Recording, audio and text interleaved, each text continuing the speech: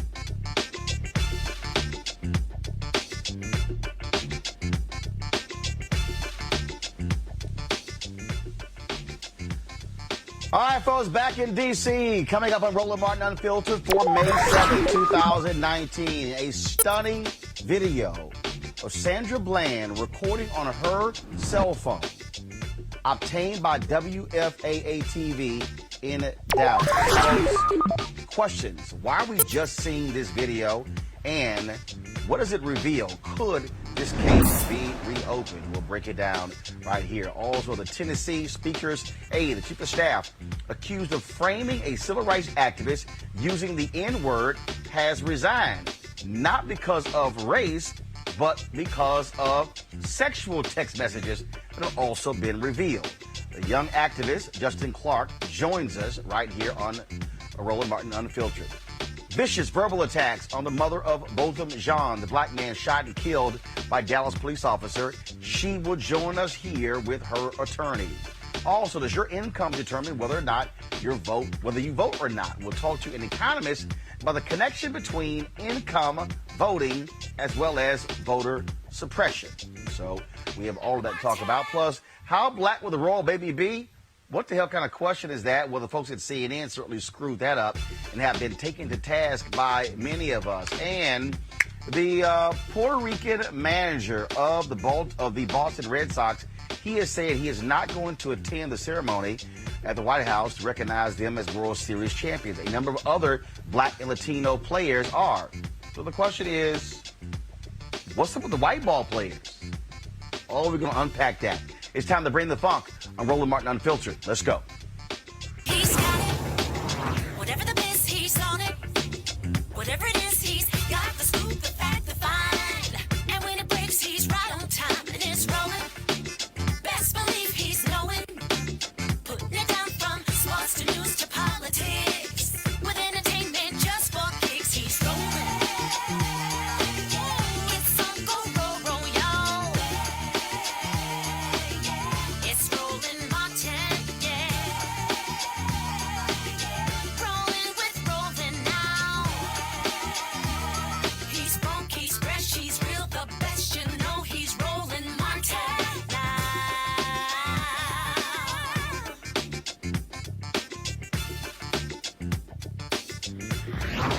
Martin. Folks, last night in Dallas, WFAA TV Channel 8 obtained a video, which they actually showed last night, of cell phone footage of the arrest of Sandra Bland in Prairie View, Texas in 2015. Yeah, it's 2019. This video was obtained through their rigorous work 4 years. Now, authorities have been sitting on this video for 4 years. It is a video that Bland shot herself of her arrest by a Texas Department of Public Safety trooper. Up until this point, all we have had was the dash cam video of this trooper showing his interaction with Sandra Bland. This video takes us inside of the car to hear as crystal clear her engagement with this state trooper. Watch this. Get out of the car now! Why am I being apprehended? You trying to give me a ticket for the failure? Get out of the car. Why am I being apprehended? You just I'm opened giving my you car lawful door. order. You just I'm opened gonna my car drag you door. out of here. So you threatening to drag me out of my own car. Get out of the car! And then you I gonna will stun light me? you up! Get out! Wow. Now! Wow. Get out of the Really? car! For a failure to signal. You doing all of this for a Get failure over to signal. there! Right, yeah. Yeah, let's take this to court. Let's do Go it. ahead. For a failure to signal. Yep, for a failure to signal. Get off the phone. On my school. Get off the phone! I'm not on the phone. I have a right to Put your record. This phone is my down. property. This Put is your my phone property. down. Sir? Put your phone down! Right now! Now, you're hearing him say, put your phone down. Now, remember, when this actually took place, what really happened there was she was coming out of the Prairie View A&M University parking lot, and literally, this Department of Public Safety trooper was engaged. He had previously was engaged with someone else. Turns his car around and follows Sandra Bland the entire time, waiting for her to do something.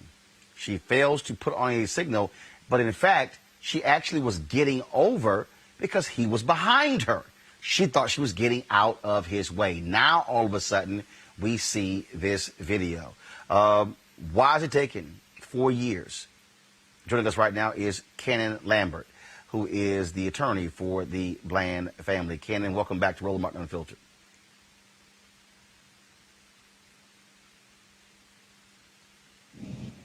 Cannon, can you hear me? I can hear you vaguely. It's a little distant, but I can hear you. Okay, I'm having difficulty hearing you clearly. So again, so let's see, Ken, are you there? I am here. I am here. Can you hear me? Okay, now I got you. All right, so prior to WFAA airing this video, were you or the family even aware that this video existed? We didn't know about this video. We never saw this video until we were shown by that reporter. And I guess if you think about it from the standpoint of the importance of this video, it kind of puts things into perspective, right? From the civil perspective, it really doesn't have much import. The maximum that I could recover from the Department of DPS was $100,000. The Texas Tort Claim Act capped us at $100,000, and we got that $100,000 from them. The real import of this video, though, is that if the special prosecutors had this video and then chose not to use it, chose not to pursue the perjury charge, and chose not to actually prosecute to the fullest extent possible, there's where the dilemma comes in. There's where the trouble comes in. They told this family they were going to pursue the perjury charge and that they would prosecute that and get a resolution. They told this family they would not cut a deal. And after they told them that, they cut a deal. Well, and first of all, when you see this video, I mean, you hear Sandra Bland sitting here saying, you want to arrest me for failure to turn on a traffic signal. You see this police officer. You see this state trooper with the attitude, engage. We know how he was trying to push her buttons, telling her to put the cigarette out. For prosecutors not to even seek an indictment against this guy, that to me is beyond shameful. Well, you've got your finger directly on the pulse. I mean, the reality of it is that the video that was recently revealed, what it shows is that Encenia had absolutely no basis to suggest that he was in fear of his safety. And that was the thing that he was suggesting all along, that he was in fear for his safety. That's why he arrested her. That's why he pulled her out of the car and the like. This video shows that's not true. And when the special prosecutors, as I understand it, had that video and had the opportunity to present that video to the grand jury and could have prosecuted him, but chose not to, I mean, you can understand why the family has consternation about that. You know, this is one of the things that, again, when we see these videos, but here's the problem. This is 4 years later. We just discovered, we just were made aware of video a decade after the murder of Oscar Grant. Then we can go other cases, how police and prosecutors hold on to this stuff for years, hoping the public forgets about it. That, to me, is shameful. It's shameful that WFAA had to spend all this time just to get the video. How is it that we didn't know about this 4 years ago? Well, you remember at the front end of this case, and I know you remember it because you covered it quite a bit, which is one of the reasons why when the case got settled, you were the first person that we came to announce that. But the reality of it is that when we were trying to get the police report, that was being withheld from us. In fact, you had lawyers for DPS saying that they didn't believe that we should even get the police report. So there's always a struggle that families have in terms of accessing information so that they can understand what transpires where their loved ones are hurt. And so you would hope that that would be a more transparent process. It just isn't. That being said, in a situation like this, when you're talking about a grand jury and you're talking about special prosecutors being appointed, their job is to try and come to a conclusion as to whether or not charges should be brought, and if they are brought, prosecuted to the fullest extent. And when they don't do that, I think it belies the public trust. Well, it is certainly, again, ridiculous that we're seeing this now 4 years later. But it goes to show you, again, the lengths that prosecutors will go to protect police officers, in this case, state troopers, and how it is difficult for citizens, especially black folks, to get fair treatment by law enforcement in this country. I mean, we have a long way to go in this country. I don't think that means we give up, we throw in the towel. We have to continue to strive, and we have to continue to hold people accountable. And I think when I look at the family, that's the thing that they do best. They are absolutely dedicated to trying to hold folks accountable and try and use this as a vehicle for change. And to that extent, I celebrate them. All right, Kenan Lambert, attorney for the Sandra Bland family. We certainly appreciate it. Thanks a lot. Yeah, thank you, Roland. Thanks a lot. All right, folks, let's go to our panel here. Mustafa Santiago Ali, former senior advisor for the Environmental Justice and with the Environmental Protection Agency. Kelly Bethea, communication strategist, as well as Dr. Nyambi Carter, Howard University Department of Political Science. Dr. Carter, I want to go to you again. We see these things over and over and over again, where here we are as residents, as citizens. People are constantly told, believe the police, trust the police, yet to sit on this video for 4 years, the Oscar Grant video, we now know that one of the cops who was involved in his murder called him the N-word, and the language that was used as well. That's a decade after the fact. That, to me, is willingly covering up the evidence so the public isn't aware of the misdeeds of these cops. Well, absolutely, Roland, and I think what it highlights more often than not is the aggressive treatment that a lot of black citizens and others get at the hands of the police. Police should be trained to de-escalate situations, but as we saw with Sandra Bland, that police officer escalated that situation for something that should have been a ticket or a fine to something where she was jailed and subsequently died in police custody. That should never have happened, not if we have a professionally well-trained police force. Now, that's the lie we've been told, but I think as evidence has shown us over and over and over again, we cannot count on police officers to treat the citizens of this country with respect and to de-escalate situations and not move to violence. It's like the only thing that they've been taught is force and having people bow to their will. And the only way to make them comply is to use violence. And when that doesn't work, we get really poor outcomes, particularly for communities of color. And I think that we haven't seen the fact that we haven't seen this video for 4 years shows the ways in which we can't trust the legal process to be full and impartial. And in fact, we have to be hyper vigilant, and we require not just the families and the legal communities that represent them, but also the journalists in this case and others to really push for opening and a full accounting of all evidence in this matter, because I have no doubt that we would have never seen this video if it were not for the journalistic community pushing forward.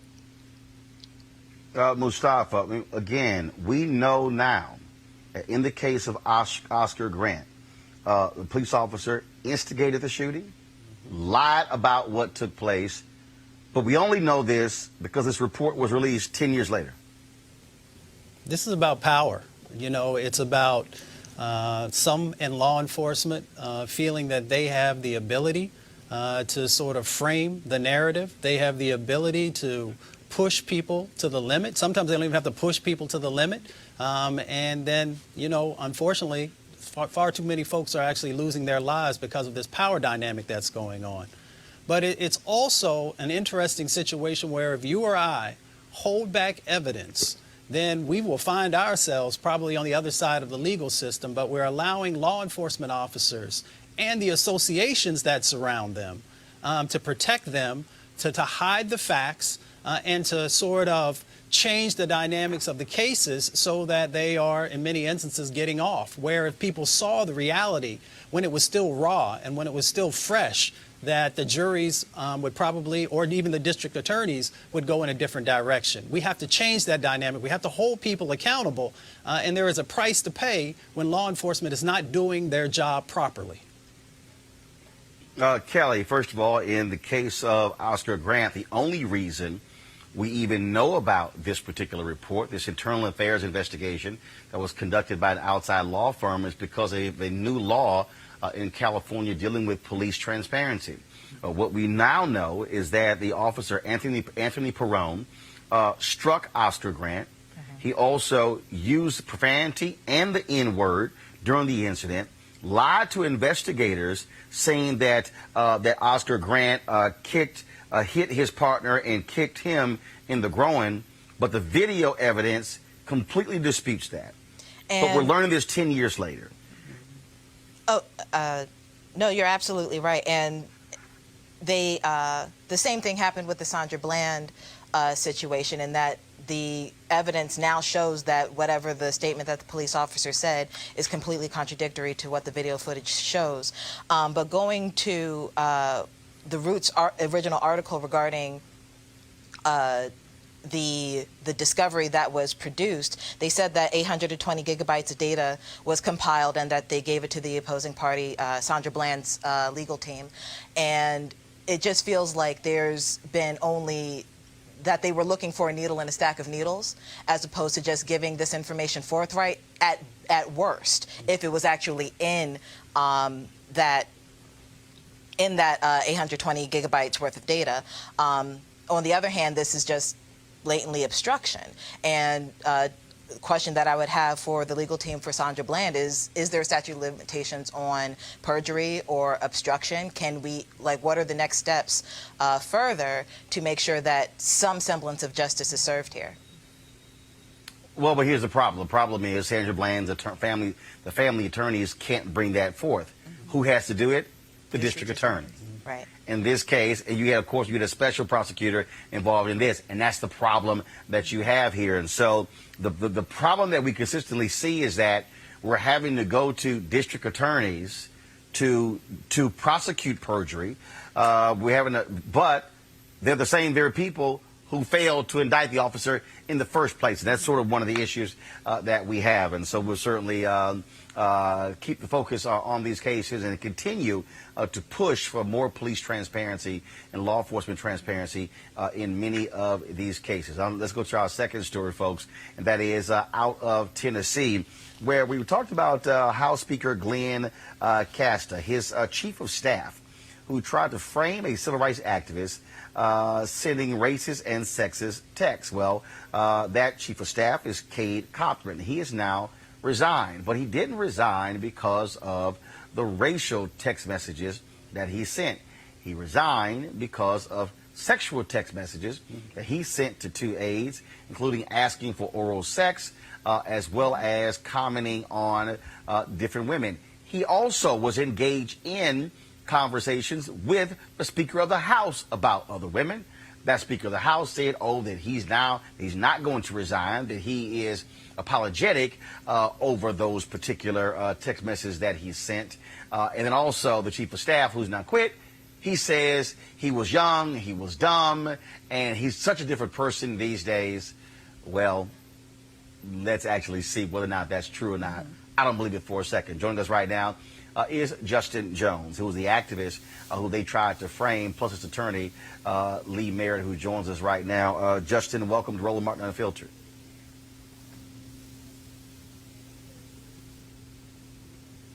Say it again.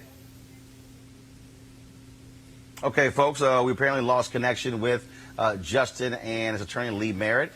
So what we will do is we will try to get them back in just 1 second here. There are a couple of the stories I want to get to. One of them deals with Botham Jean's mom. We'll talk about that story right there. So let's do this here. I'm going to go to a break. When we come back, hopefully we will have Justin and attorney Lee Merritt right here on Roland Martin Unfiltered. I'll be back in just a moment. You want to check out Roland Martin Unfiltered? YouTube.com/Roland S. Martin. And subscribe to our YouTube channel. There's only one daily digital show out here that keeps it black and keep it real. It's Roland Martin Unfiltered. See that name right there? Roland Martin Unfiltered.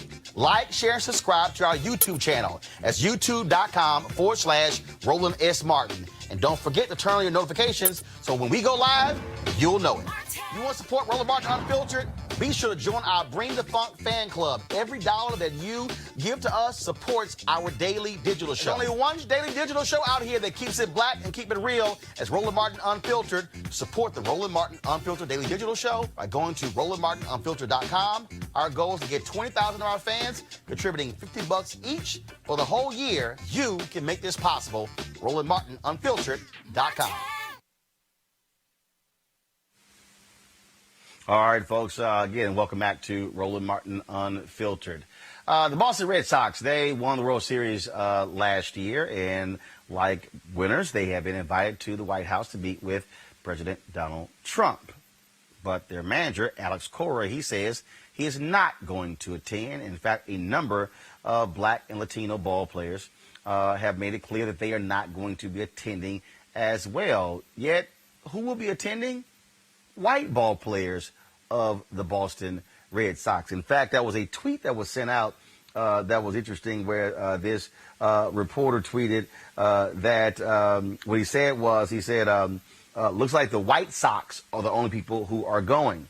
And David Price, African-American, who's a pitcher for the Boston Red Sox, he retweeted that, and he said that he felt that more than 38,000 people should have get a chance to see that tweet.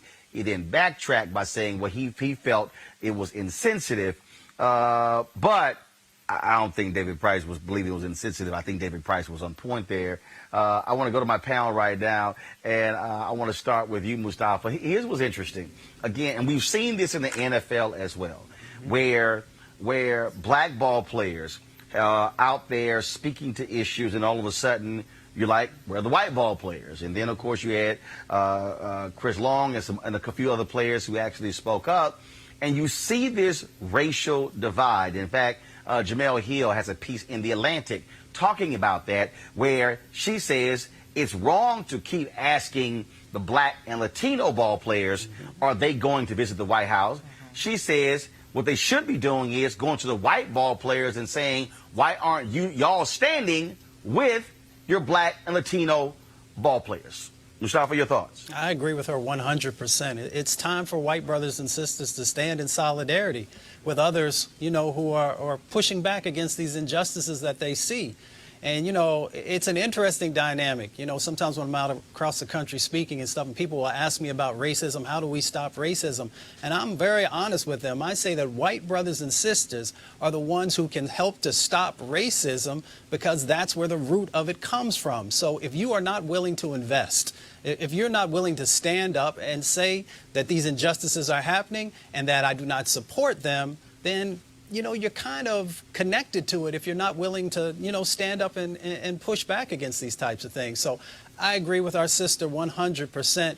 And it's actually time. You can't have brothers like LeBron being out there by themselves, or Seth Curry, or a number of the others who are out there. It's time for folks to actually, let's take account of people who actually want to make a change against racism. Dr. Carter, a month ago, Kyle Korver, of course, white guard in the NBA, published this essay in the Players Tribune, which was called "Privileged." And this is what he wrote. He said, "When the police break your teammate's leg, you'd think it would wake you up a little. When they arrest him on a New York street, throw him in jail for the night, and leave him with a season-ending injury, you would think it would sink in. You would think you would know there was more to the story. You'd think, but nope." He writes, "I still remember my reaction when I first heard what happened to Thabo. It was 2015, late in the season. Thabo and I were teammates on the Atlanta Hawks, and we'd flown into New York late after a game in Atlanta. When I woke up the next morning, our team group text was going nuts. Details were still hazy, but guys were saying Thabo hurt his leg. During an arrest? Wait, he spent the night in jail? Everyone was pretty upset and confused. Well, almost everyone. My response was different. I'm embarrassed to admit it." And this got lots of attention. Of course, white conservatives were really criticizing Kyle Korver. But Dr. Carter, what he lays out is a perfect example. Here he is with a black teammate who had his leg was broken by NYPD. He was not in the wrong. And this white ball player pretty much ain't my problem. That speaks to the same thing with these white ball players who are very easy. Oh, no, we're going to go to the White House with Trump. Not speaking out against the bigotry of Donald Trump. Well, and I think this is just a microcosm of the larger world we live in, where you see people of color, black folks, Latino folks, Native Americans on the front lines of all kinds of social justice movements, and then having to kind of pull white folks along if they're willing to be led that way. And I think, this is one of those moments, as Mustafa rightly pointed out, where you have to kind of let white people do this work in their own communities and speak back to these team owners. Where was the concern for Thabo? His career could have been over. When you make your money with your body, that could be devastating. And it was, certainly. But I think, more than that, I think this speaks to the larger societal issues that we have, where whites see their cause as very separate from the cause of black people and the cause of others. And it's not to say all white people at all times. At the same time, black people and Latino folks and others can't be the only ones with skin in the game. We can't be the only ones losing things, putting endorsements on the line, or just putting our real freedoms on the line. As you rightly point out, I mean, people are going out here protesting and being arrested and having their lives upended, trying to do the right thing and trying to seek justice for the most of us, right? And so it's sort of one of these things where, you want to say to others like Kyle Korver, getting the benefits with none of the burdens isn't the way to build a team. And if we really mean that we are a team and that we're, all for one and one for all, it can't just be on the court. It also has to be off the court, because ultimately what hurts my teammate, what hurts my fellow citizen, also hurts me. And I don't think that ethos has sort of seeped out in the larger society. And so we shouldn't expect to see it in the NFL, the MLB, the NBA, or any other place where these kind of injustices are replicated, because they're institutional and they're endemic to the country that we live in. And if it's looked like racism is only a black problem, then of course nobody else feels like they need to do any work. Kelly, one of the things that when we think about the history of this country, you go back to the 60s, there's a black freedom movement, when you had white students who went down south, and you often had black activists who took offense by saying, look, if anything happens to any one of these white kids, the FBI is going to swoop down here in a heartbeat, and they don't give a damn about any of us. When we also think about what happens today, I mean, I've heard numerous African Americans actually say this, and that is, when something happens to somebody white, now all of a sudden we can now get some attention to a cause.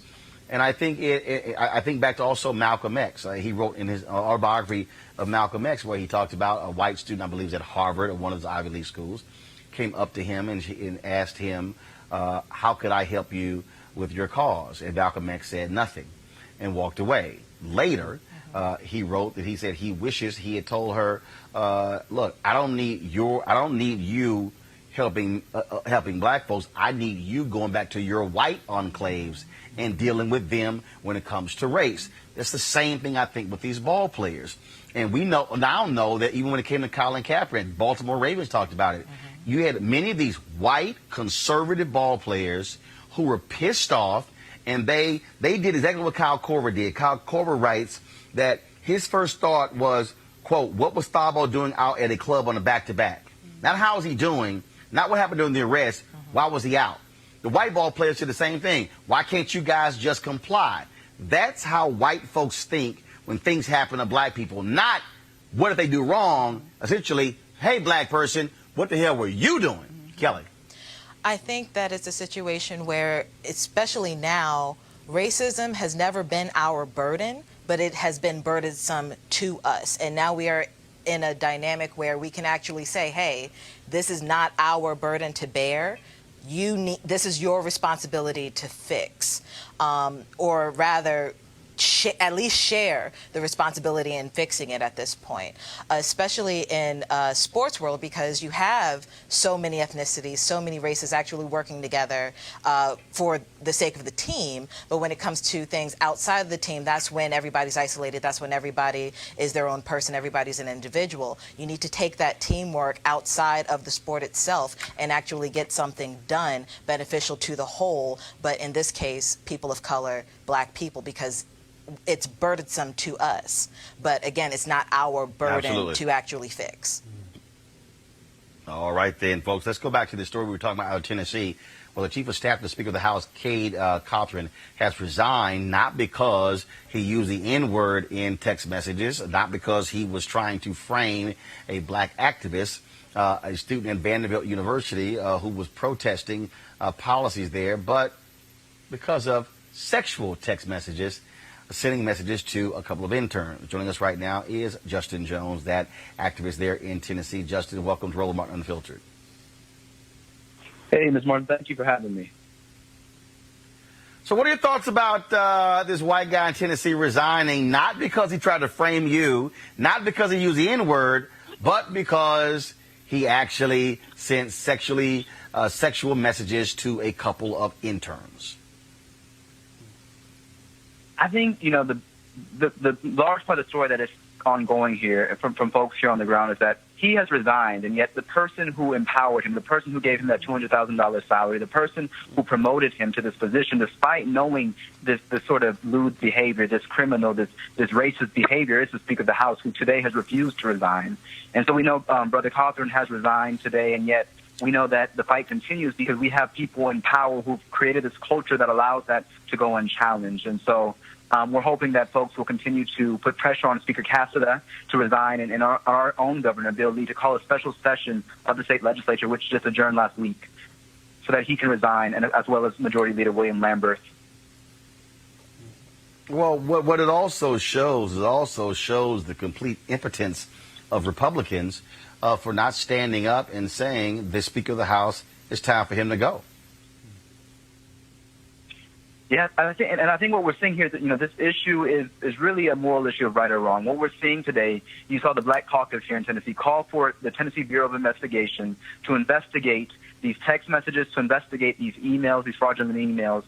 And you have members who've chosen silence. You have those who are so loud usually throughout the legislative session, and yet our governor, when asked, to make a substantive statement as to what he will do next, has chosen to be quiet and to make very general statements that we believe in certain types of behavior should be permitted, yet he who has the power to do something has chosen not to. And so that's our big concern here, is that this is beyond Republican and Democrat. What we're seeing is extremists. You have someone calling people the N-word. You have someone joking about what they want to do to interns, to these young women. You have people who create fraudulent emails and who have no accountability. And I think the most important thing is we cannot separate this from the policies that were passed this legislative session that attack women, that attack people of color, that attack black and brown communities trying to register to vote here in Tennessee. You cannot separate this from the fact that we still have a KKK statue of the first Grand Wizard of the KKK, a Confederate general, in our state capitol. And yet you have a man who says that black people are N-words, that we're thugs, that we're ignorant. And now we see that those statements are reflected in decisions that have real policy and decision-making implications. Justin, first of all, what is the latest with your case? Has everything been cleared up, or are you still having to deal with them believing that you were targeting the Speaker of the House? Well, I still have, a special prosecutor is being appointed to the case, and so we're going to have to wait to see who that is and to see what they choose to do.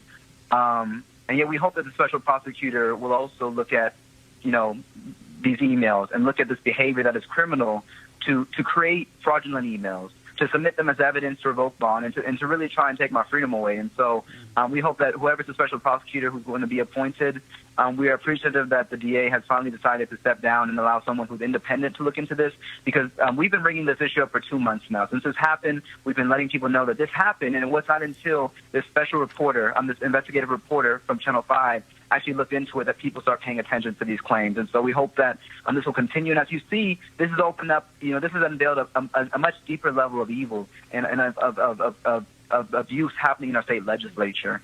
And so we hope that we continue to allow the light of truth to shine on what has happened with lies. But we know, as Monty said, that sometimes, a lie can get out there with its running shoes on, but it takes the truth a while to walk its way too. And so we know that this is going to be a very slow process, but we do believe in urgency, that what's happening now, that the Speaker should today submit his resignation because he is not fit to represent the people of Tennessee. All right, Justin Jones, we appreciate it, man. Thank you so very much. Thank you. Take care. All right, folks. So we've covered the story of Botham Jean, the black man in Dallas who was shot and killed by Dallas police officers. She claims that she thought she was in her apartment, which took place on a different floor, when in fact she was actually in the apartment of Botham Jean. Well, Chris Crock is the host of a radio talk show on conservative radio station WBAP in Dallas. I lived there a number of years and quite familiar with it. This idiot, Chris Crock, did an entire segment devoting to trashing Botham Jean's mother. Right. Mother. Now, Amber Geiger was the cop who shot and killed Botham Jean. So Crock has an issue with Botham Jean's mother speaking out on the issue. So listen to what he actually had to say. The first voice you're going to hear is Allison Jean, Botham Jean's mother. Then you're going to hear Chris Crock and his nonsense. Check this out.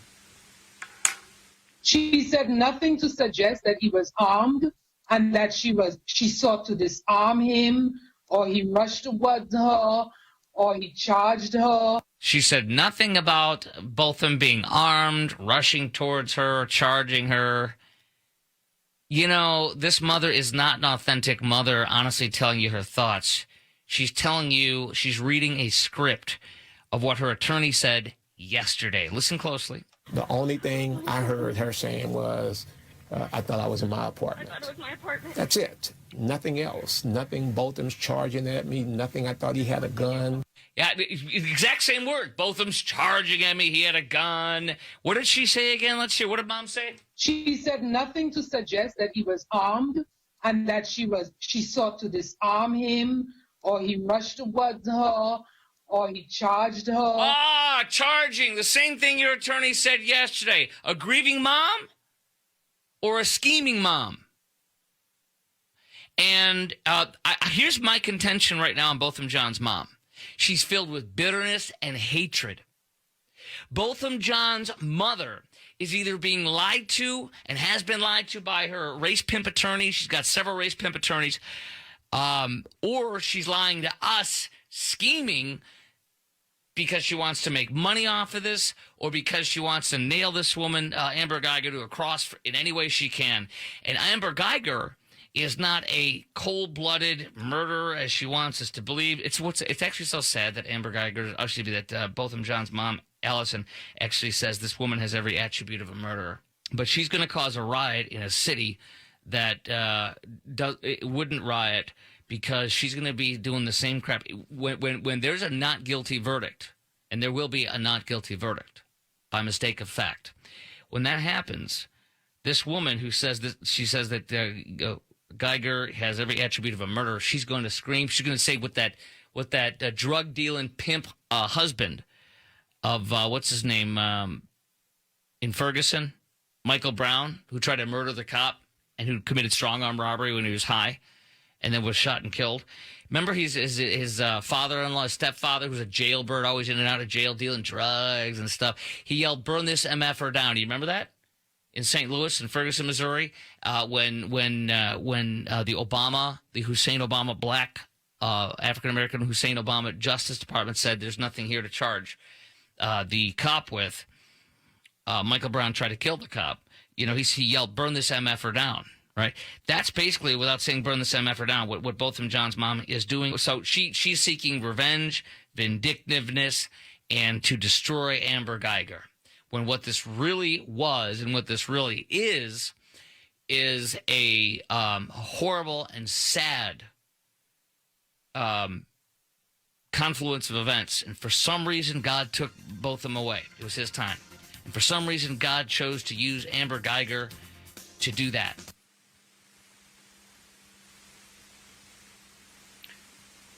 Let me go to my panel. Mustafa, to listen to this racist. First of all, let me unpack this.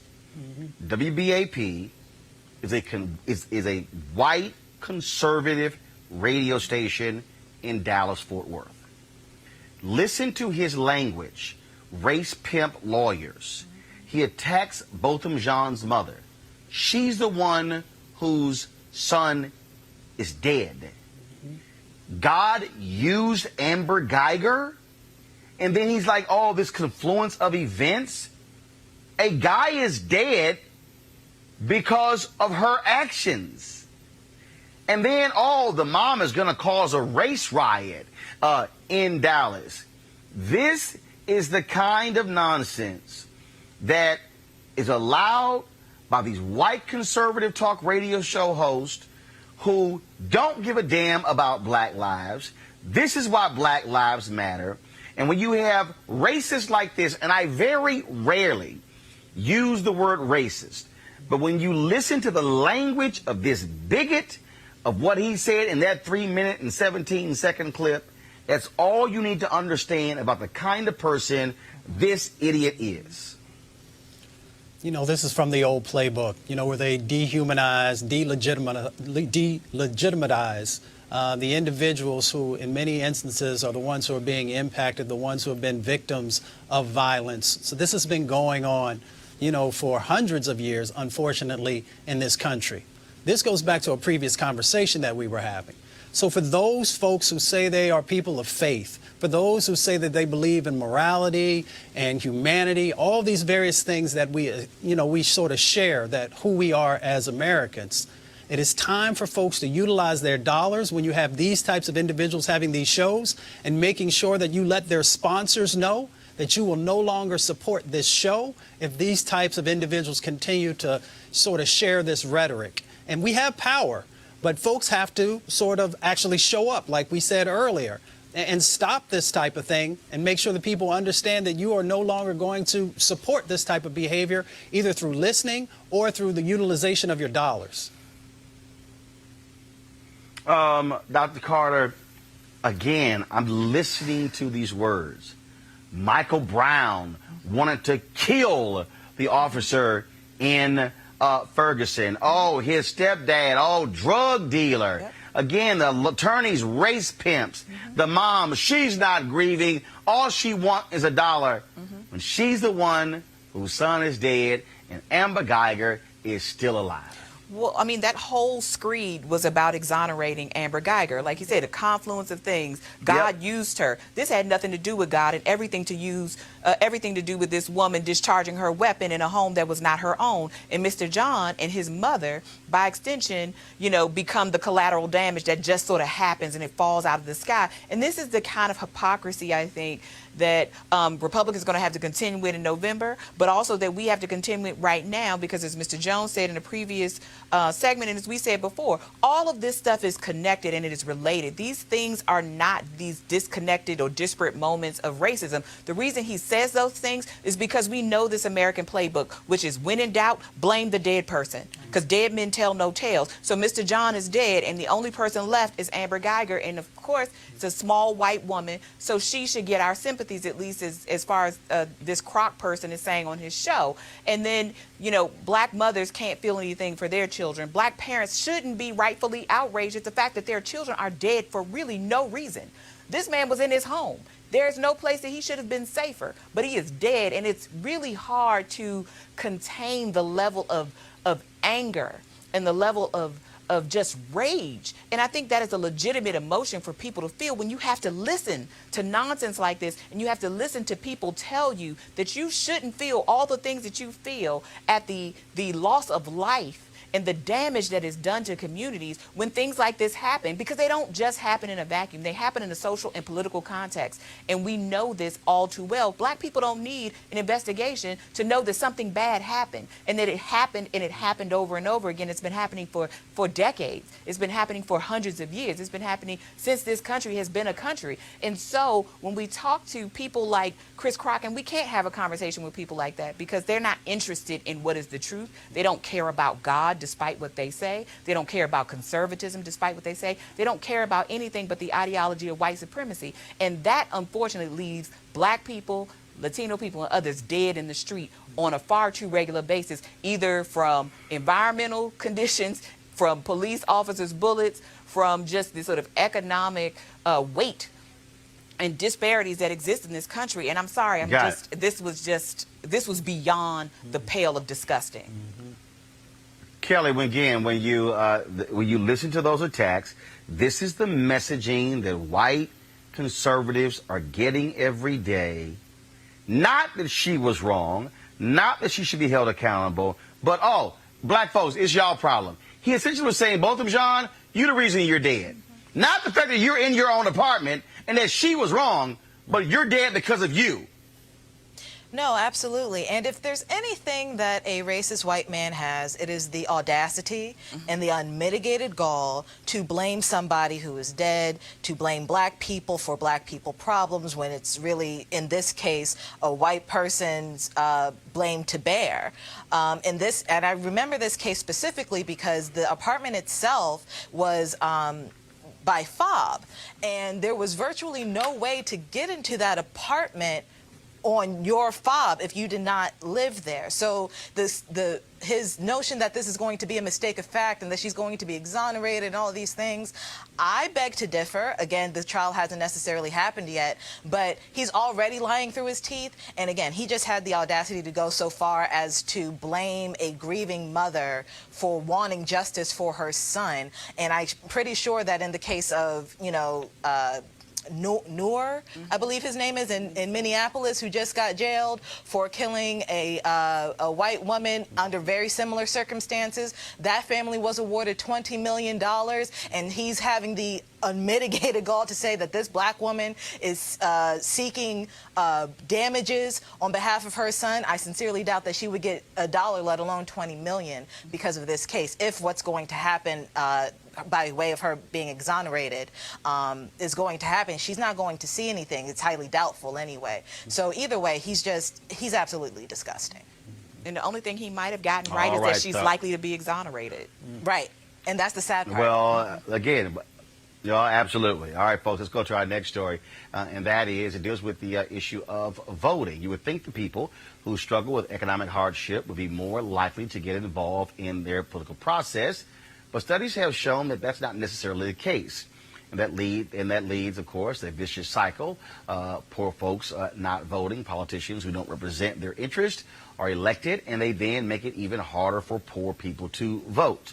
Let's talk about this with our next guest.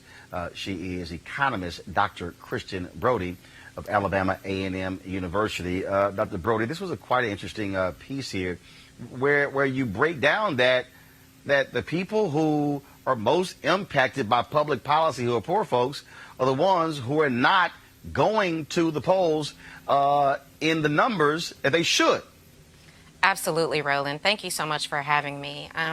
Voting really is about a couple of things: political interest, motivation, and ability.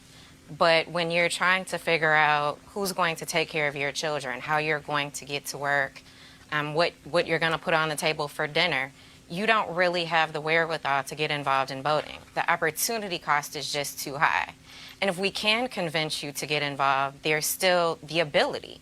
How do you get there? How do you get to the polls? And once you do get there, there's a long line, and you get to the front of the line, and they tell you that you don't have the right ID, that you're not on the list, that you're at the wrong place, or you get there and the place that they told you to come to is closed. So you made the sacrifice to come and vote, and now you can't. You're unlikely to make that sacrifice again.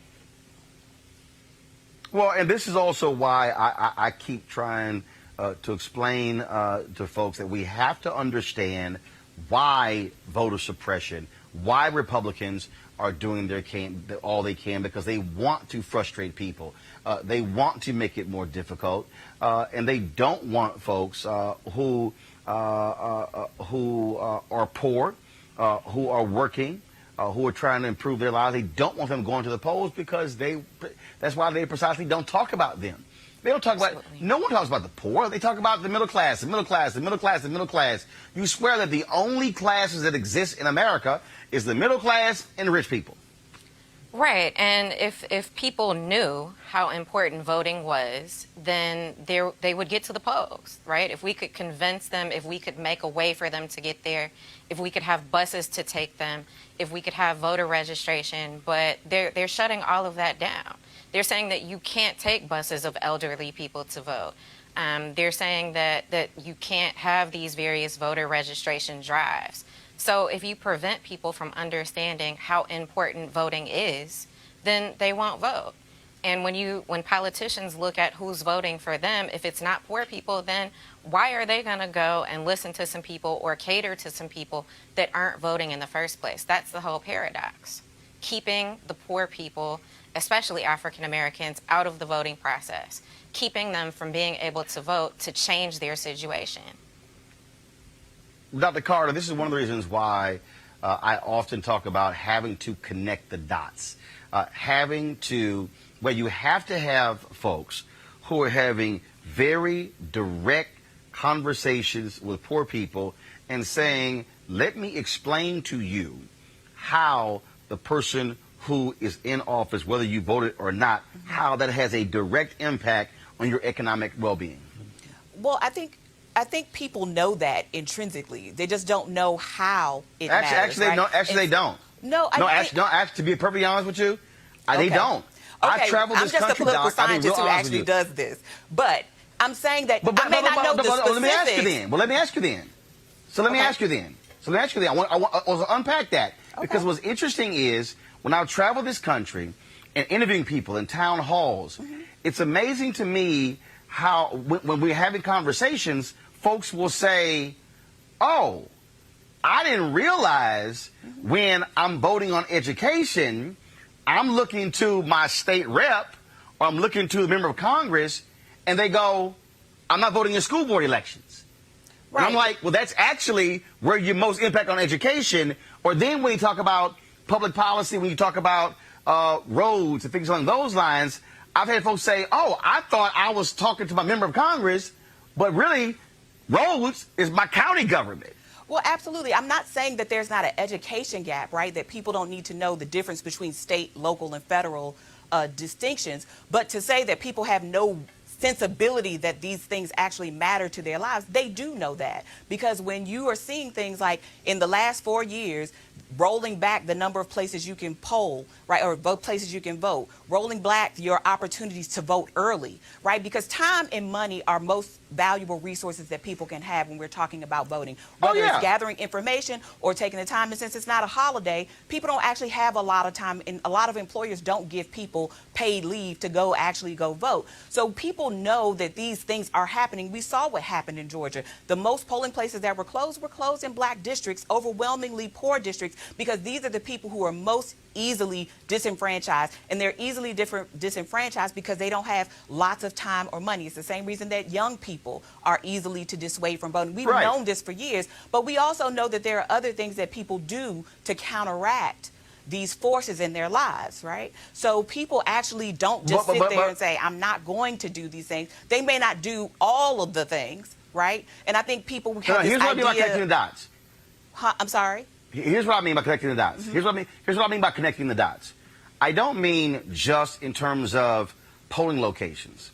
What I mean is like I experienced this in 2016. At a radio show, numerous folks would call in, and they would say, you know what, I'm not feeling Hillary Clinton. I don't like Donald Trump. And you know what, I'm just going to focus on my state. Okay, so I'm having this conversation. Now, remember, it was specifically with a sister in North Carolina. And I said, okay, what are the top 5 issues in your state? And she said, well, one of the things I'm really concerned about, to your point, is voting. And I said, okay, explain that. And then, so she told me. And I said, now, you do know the role that the president, appointments, Department of Justice, Supreme Court, Congress has on your very issue.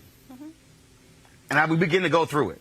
So then she talked about HBCUs. And then I said, okay, you do know that the funding of HBCUs in North Carolina is not just the state legislature. It also impacts in terms of these initiatives in Congress. And we went through all 5. What was amazing is that she actually thought, and this was a college-educated sister who was a grassroots organizer, she thought she could check out of the process on the presidential level, on the senatorial level, the congressional level, and only focus on her states. And I said, no, they're all interrelated. So when I say connect the dots, what I mean is I believe there has to be more of a connecting the dots of folks to say, here's your station in life, and this is how politicians actually impact every facet of your life. And it's this notion that, oh, I want government out of my life is a fallacy, because government is in every aspect of your life, even if you don't think they are. Absolutely. Nobody's disagreeing, but I think voter fatigue is real. And I think we have in our mind that citizens are the ideal citizens at all times, right? That people do their best at all times to participate in every part. And I think what's clear is that people don't have infinite reserves of energy, of time, of money. And so people do check out at different points. And it's not because they don't care. It's just Like, it's a lot. All these voting times aren't the same time. We have primaries, we have general elections, then we have school board elections, we have city council elections. They're not held at the same time of year. They're held in off years, in fact. And so we spend an inordinate amount of time talking about national elections and very little talking about state and local elections. So as you said, school boards, very important, right? But how much time do we really take up talking about those things so people do understand? I mean, we are not doing a good job in this country of raising civically minded individuals. We've actually done away with civic education, and that is in part why you see these disconnects. But it's not to say that people are bad citizens for not understanding all of these things. Can I just chime in, Roland? Hold on 1 second. I'm going to Mustafa. I'm going to pull up Mustafa, and then I'm going to come right back to you. I'm going to bring him in for the reason because he's focused on the environmental issues. And Mustafa, that's also when I talk about how we connect the dots. How we, and again, what I'm talking about is having a different approach to how we talk about voting. I think, Mustafa, the problem has been elections coming up. It's the most, I can hear all the phrases. This is the most important election of your life. And it was like, well, I thought that the last one was. And then the previous one was. And the previous one, where I believe that groups that are out there who are trying to mobilize and organize have to speak to voters in a different way about public policy to get them out to the polls with different numbers. Mustafa, go ahead. Yeah, I mean, what I share with folks around the country is that your vote equates to power, resource, and influence, and it happens on all the levels.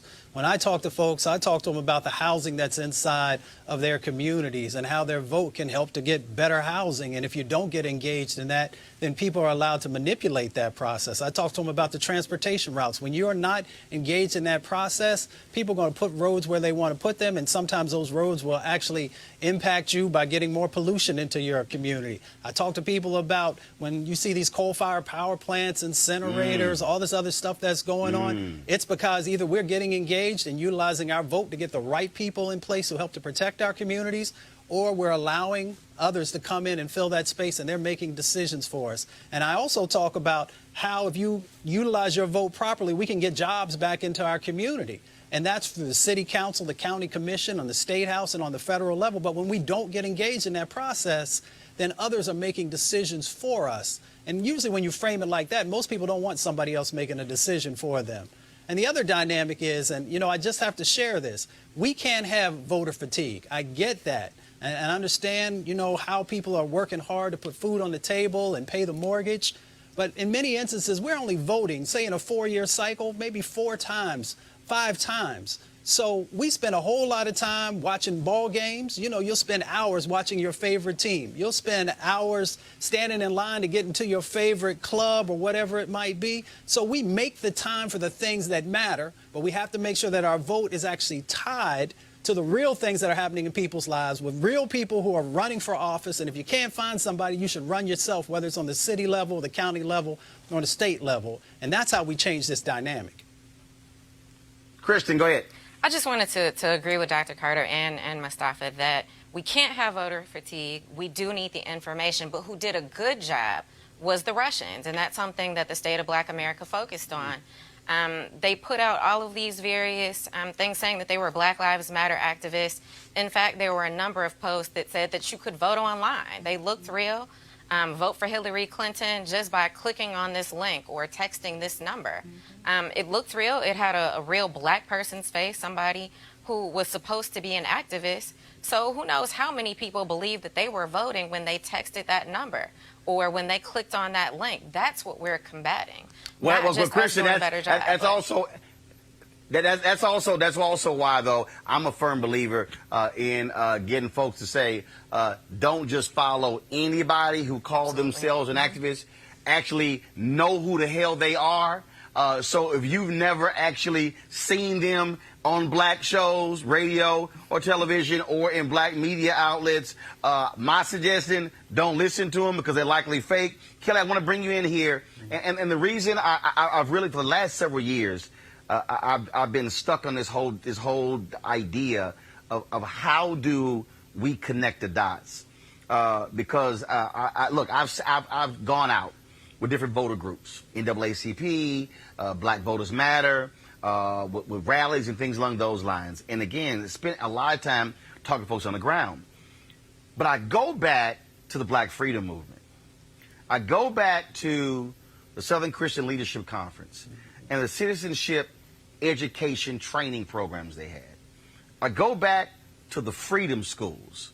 I go back, so to Dr. Carter's point, the lack of focus on civics in our education process, to me, that's where we say, okay, since y'all not doing it, we're going to go back to grassroots to be able to connect those dots. So when you look at what Dr. Brody talked about in her column, the lower you go with the income, less likely folks are able to vote. If we are again re-educating our folks in a different way, and again being able to connect the dots, and the reason this thing is so personal to me because my parents were co-founders of a civic club where I grew up in Houston. And my mom eventually rose to become the co-chair of the Metropolitan Organization, which was a coalition of faith-based churches and others. And they would often, with City Hall, they held mayoral forums, they would go to the state legislature.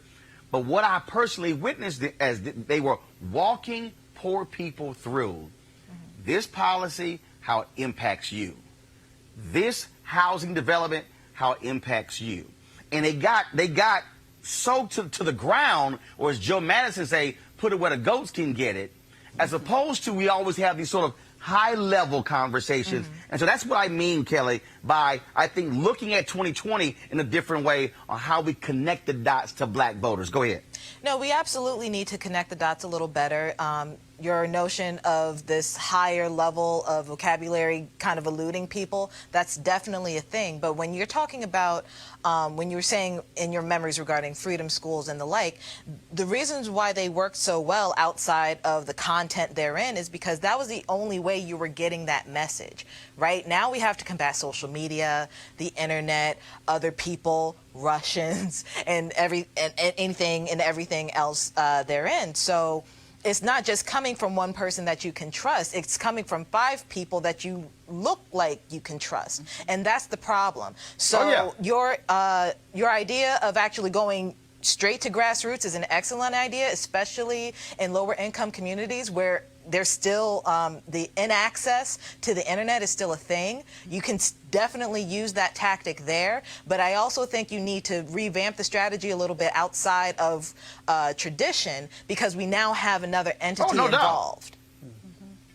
Oh no. And when I say grassroots, I'm not saying you only go to local Christian. I'm not saying you only go to on the ground. What I'm saying is you use all the available tools, because I think you have to redefine the conversation. I think you have to explain it in a different way. So, perfect example, and this is going to be the last round for each one of you. I want you to comment. On Fox News, Richard Fowler was on, and they were talking about Trump reaching Black voters. And he's a Fox News contributor. He's African-American.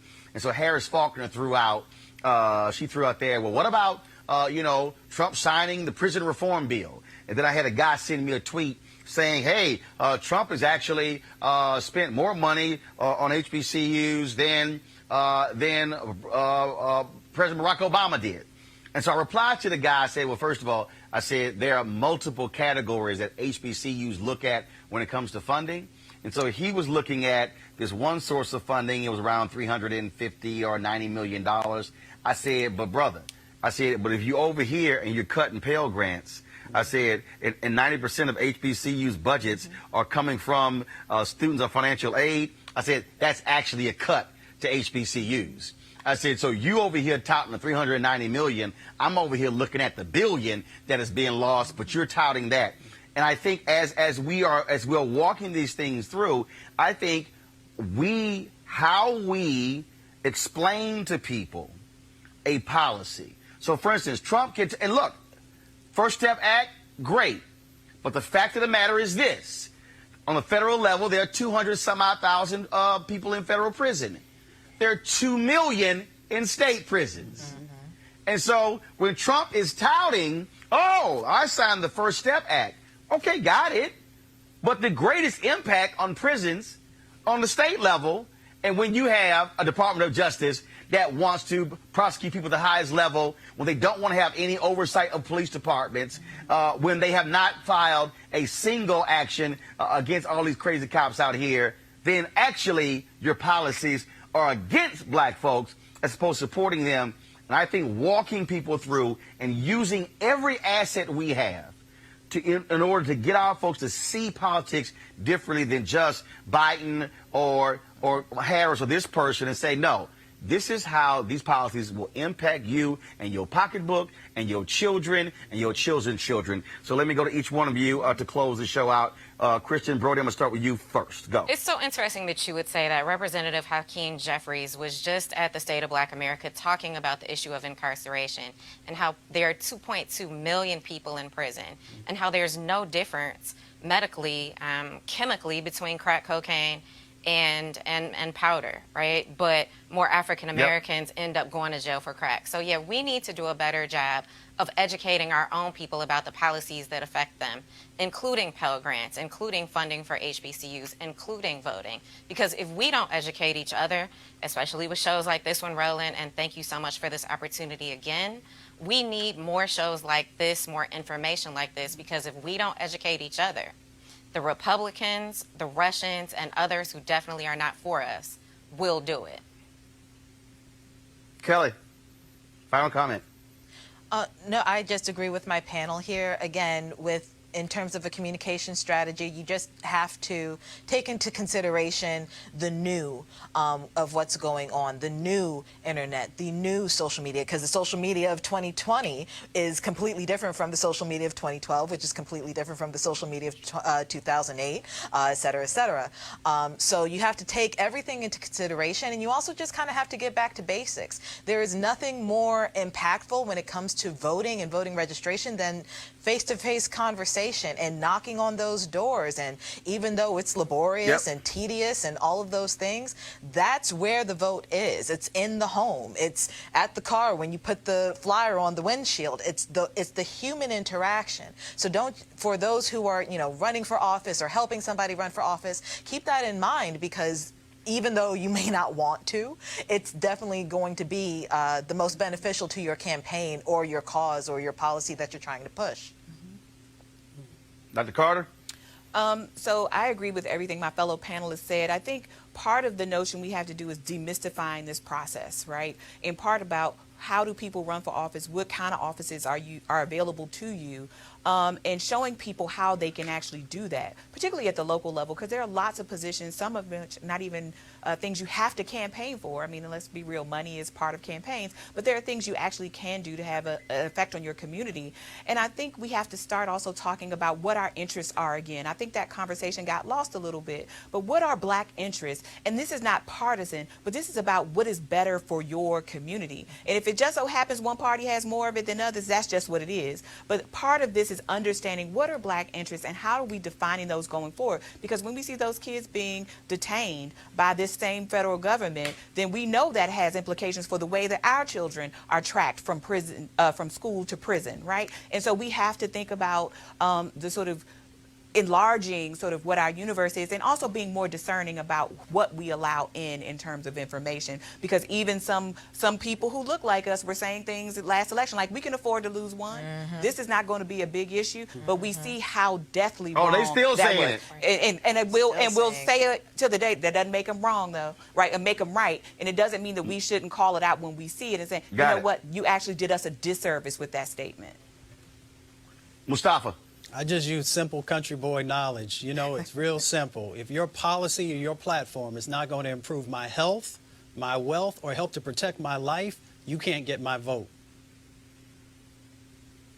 Well, my final comment on this is very simple. First of all, one of the reasons we use this show to walk folks through is so people understand how their daily lives are impacted by public policy.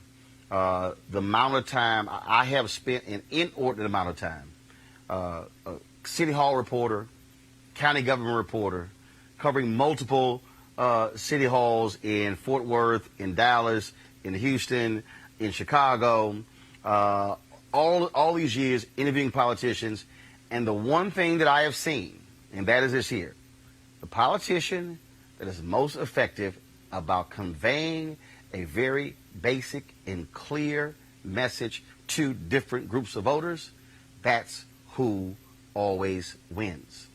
But I believe as African Americans, we can't look to politicians to craft messages that are going to get our people to vote. I fundamentally believe that we have to be the ones who are communicating in our homes, to our family members, then to our neighbors, then to folks on our street, then to folks on our block, then to folks in our neighborhood, then our city, then our state, then the country, utilizing churches and fraternities and walking people through the most basic thing is, and that's say, what's the number one thing you're concerned about? What's the number one issue that you care about? And then say, this is how this person who's running has an impact on that issue you're talking about.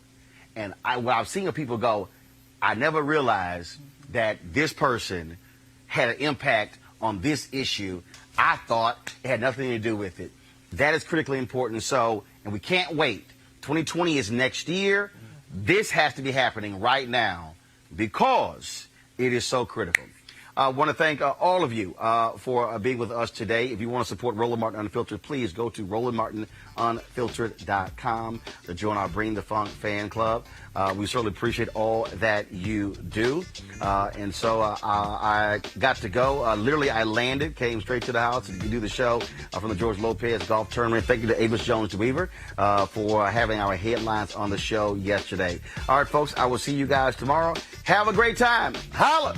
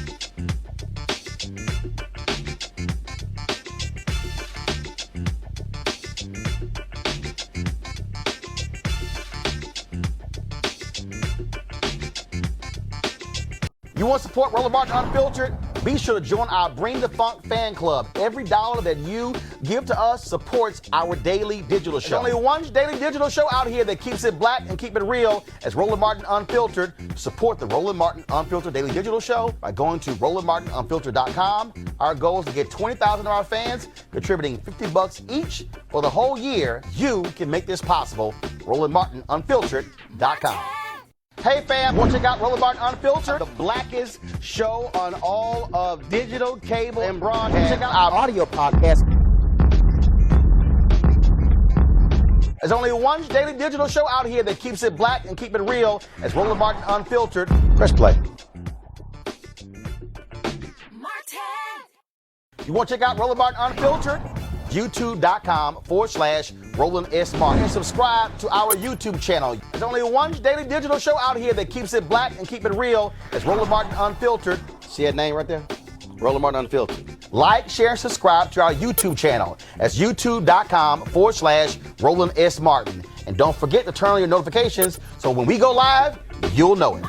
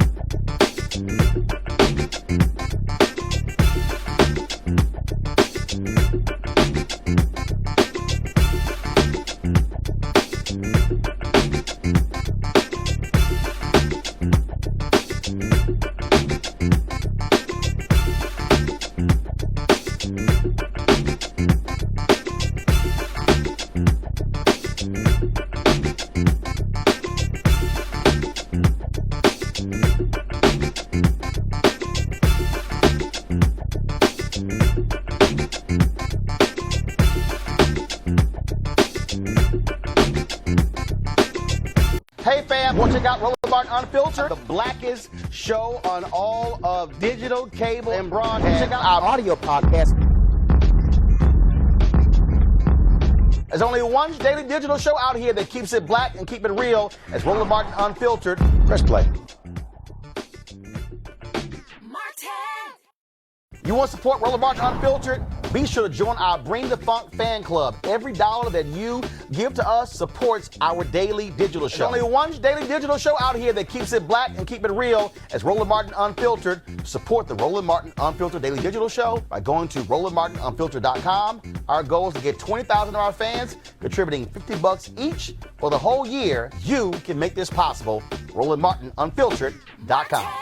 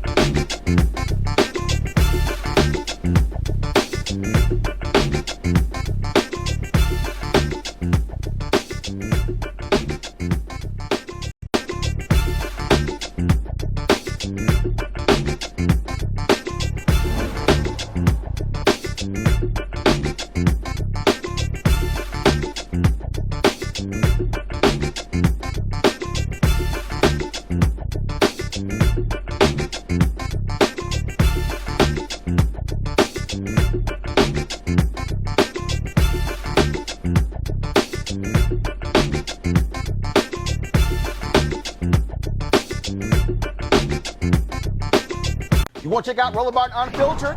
YouTube.com/Roland S. Martin. And subscribe to our YouTube channel. There's only one daily digital show out here that keeps it black and keep it real. It's Roland Martin Unfiltered. See that name right there? Roland Martin Unfiltered. Like, share, and subscribe to our YouTube channel. That's YouTube.com/Roland S. Martin. And don't forget to turn on your notifications so when we go live, you'll know it. Hey fam, want to check out Roland Martin Unfiltered? The blackest show on all of digital, cable, and broadcast. Check out our audio podcast. There's only one daily digital show out here that keeps it black and keep it real. It's Roland Martin Unfiltered. Press play. You want to support Roland Martin Unfiltered? Be sure to join our Bring the Funk fan club. Every dollar that you give to us supports our daily digital show. There's only one daily digital show out here that keeps it black and keep it real. It's Roland Martin Unfiltered. Support the Roland Martin Unfiltered daily digital show by going to RolandMartinUnfiltered.com. Our goal is to get 20,000 of our fans contributing $50 each for the whole year. You can make this possible. RolandMartinUnfiltered.com.